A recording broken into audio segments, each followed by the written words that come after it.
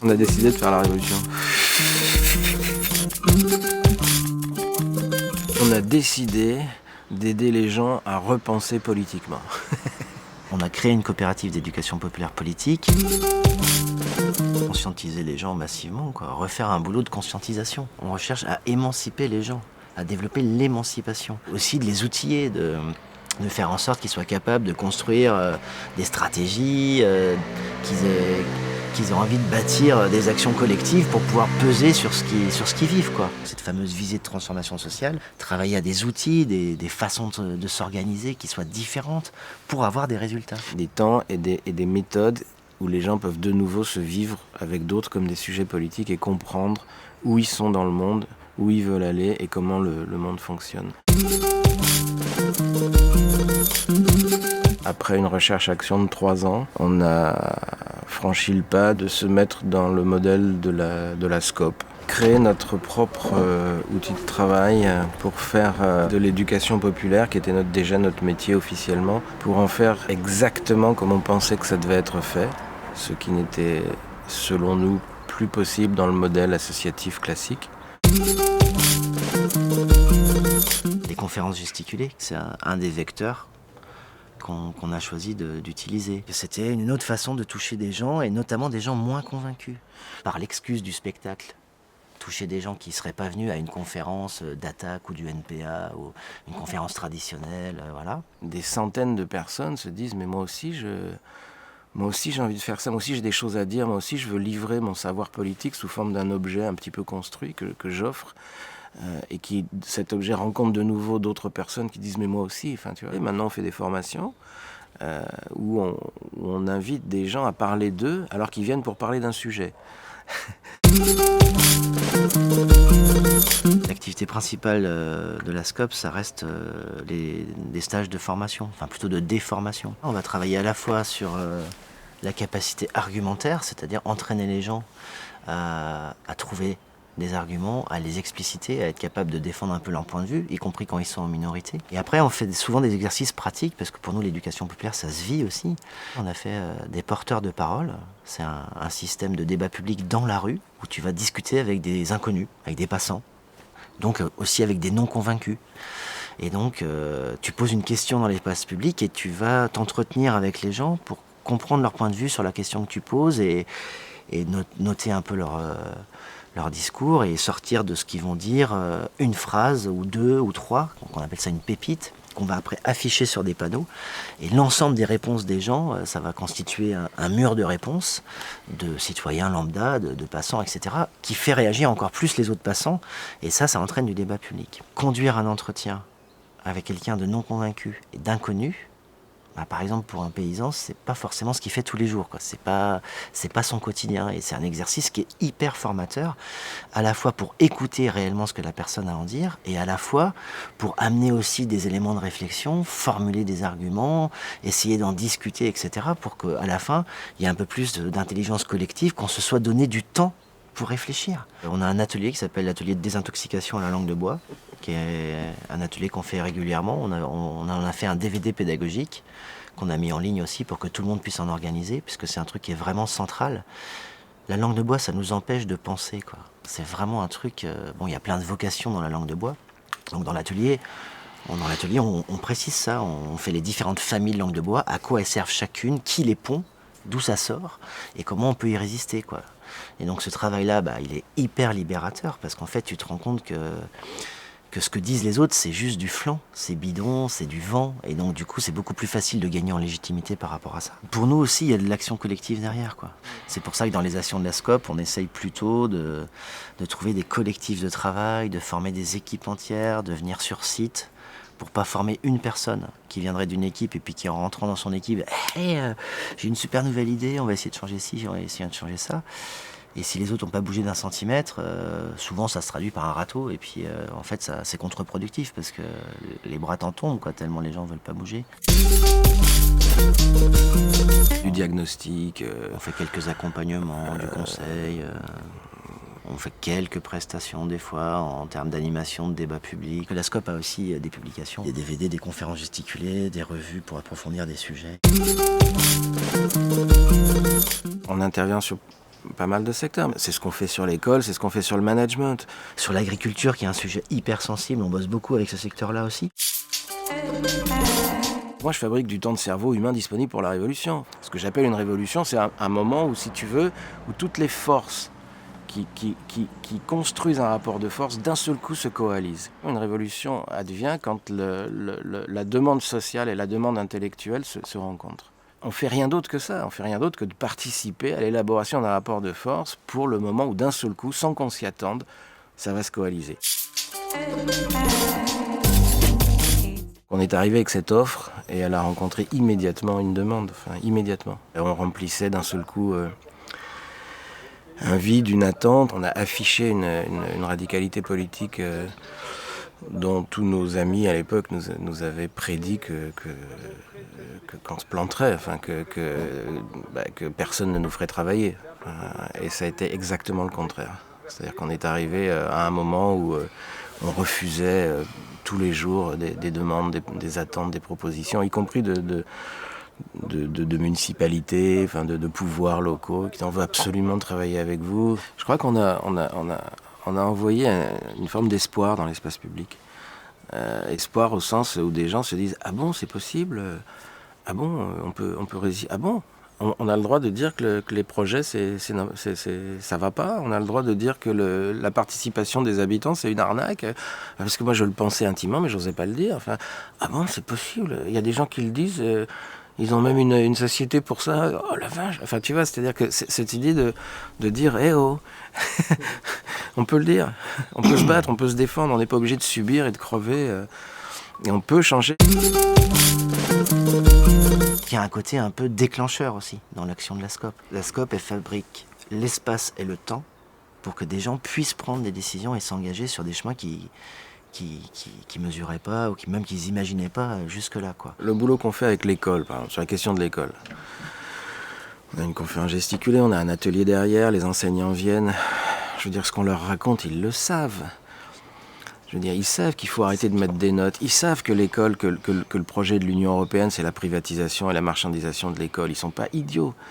D'un seul coup, en nous entendant, ils se sentent moins seuls.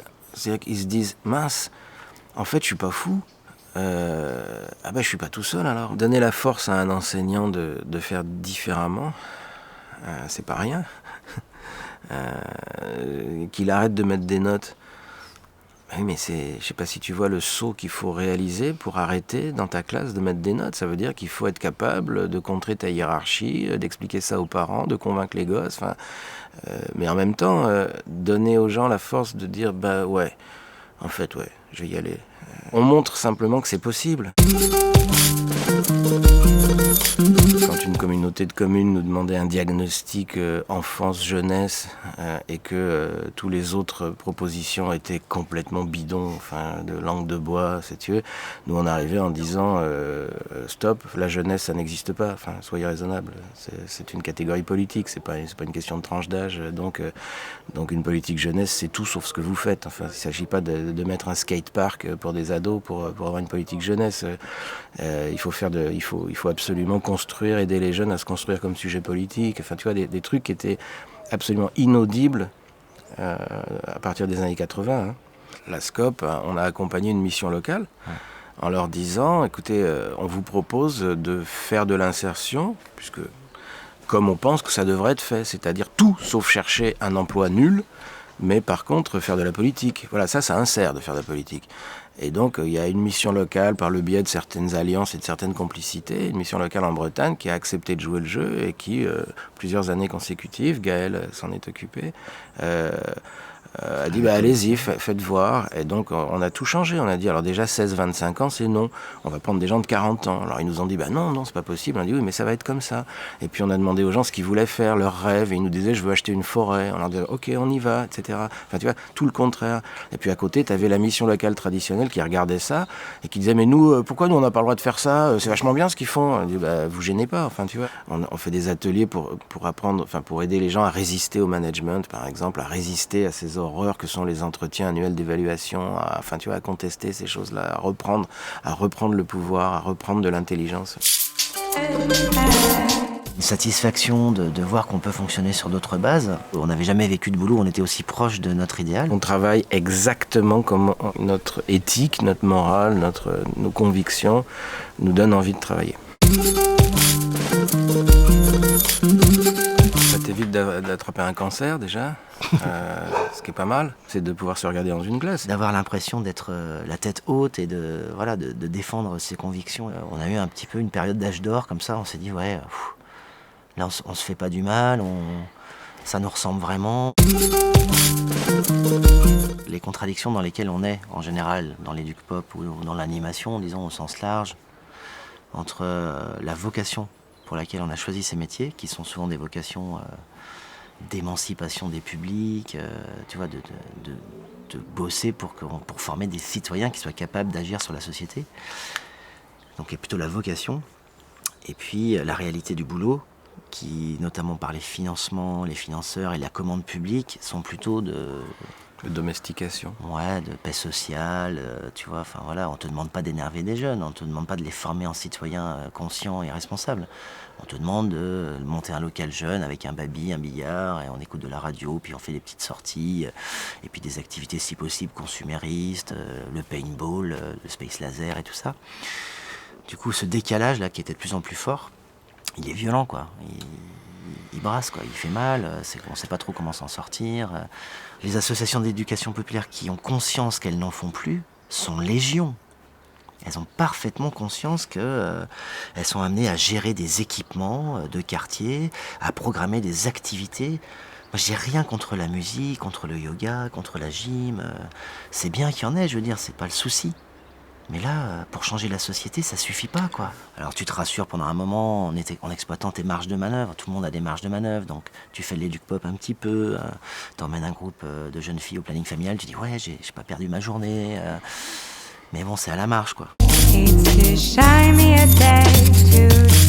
n'a jamais de temps de réfléchir. Aujourd'hui, on est dans un système où on reçoit des tonnes d'informations. Où sont les espaces où on peut discuter pour réfléchir ? L'éducation initiale le fait très peu. Les programmes sont encore de plus en plus formatés, etc. Les enseignants râlent par rapport à ça, mais ça continue. Et puis surtout les médias, qui ont quasiment tous été rachetés par des puissants, par des groupes industriels. Il y a un super boulot qui a été fait là, par l'association Acrimed et par le Monde Diplo, là, avec une carte de tous les propriétaires des journaux, des télés et des radios. C'est juste effrayant. Tu vois ils classent les gens aussi en fonction de leur fortune en France, pour voir quels sont les propriétaires fortunés. Et donc tu as Lagardère, Bolloré, etc. Donc que des gens qui sont très très humanistes au fond, quoi. Tu vois, ils mettent vraiment leurs valeurs au service des gens. Et du coup, comme ces médias-là, très majoritairement, et ils ne sont que la courroie de transmission du langage dominant, les gens ils sont convaincus.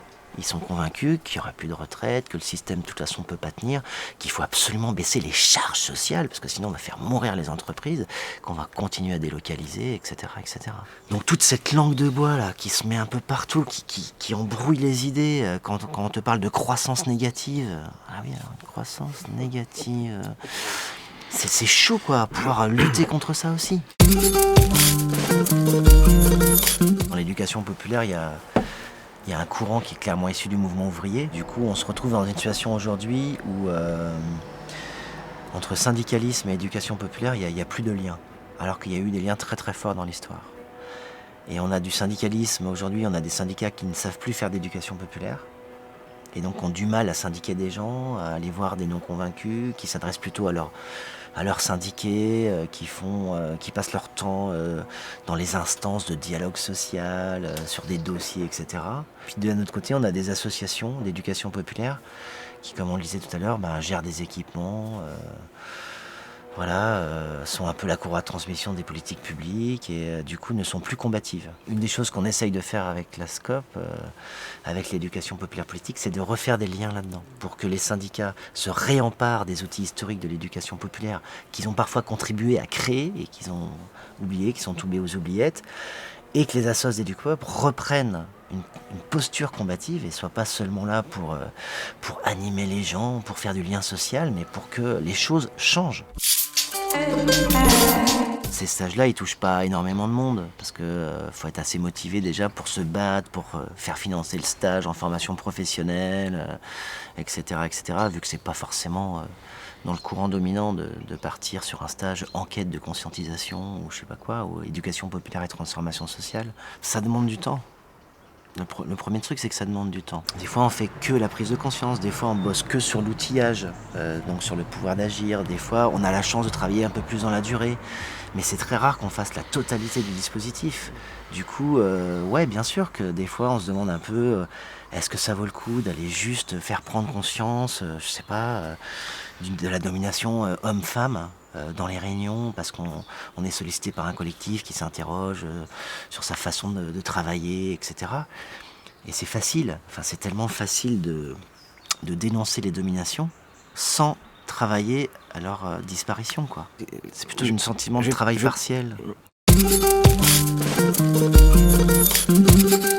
L'idée de l'animation, là il faut faire un peu d'histoire ou il faut avoir mon âge. Quand ça se formalise, disons dans les années 70, comme une pratique de remise, dans la ligne de 68, tu vois, de remise en cause des institutions, de remise en cause des dominations à l'école, dans la famille, dans l'entreprise. C'est ça l'animation. L'animateur, au début, c'est un révolutionnaire. C'est quoi notre formation ? À Gaël et à moi, on est animateur socioculturel. Si on a une vision historique de cette question, dans les années 70, tout était politique. Tout. Faire l'amour, c'est politique. D'accord ? Tu croisais quelqu'un dans la rue, un jeune, il te disait « t'es engagé ?» et si tu répondais non, tu étais catastrophé. Il disait « oh le bouffon, il n'est pas engagé. » D'accord ? Dans les années 80, il y a une offensive intellectuelle coordonnée, d'accord, qui va totalement détruire le rapport aux politiques, complètement. Qui va réhabiliter l'entreprise, qui va réhabiliter les logiques gestionnaires, il faut gérer sa vie, il faut, tu vois, des choses comme ça. Et donc cet effondrement, cette attaque contre le politique, contre la possibilité de penser politiquement le système, on essaye, nous, de contrer ça et de sortir des années 80. Voilà. On a décidé de sortir des années 80. Vous retirez pas du système, comprenez le système et battons-nous, battons-nous pour prolonger les conquêtes qui sont celles historiques du mouvement ouvrier. Être révolutionnaire, c'est prolonger ces conquêtes-là. C'est pas inventer un autre système, c'est pas être utopique. C'est pousser l'anticapitalisme dans le capitalisme. C'est ça l'enjeu de l'éducation populaire, c'est d'accompagner la sortie du capitalisme. Et elle arrive. Moi, je la verrai pas, mais je pense que ma petite fille la verra. Je lui souhaite bien du plaisir.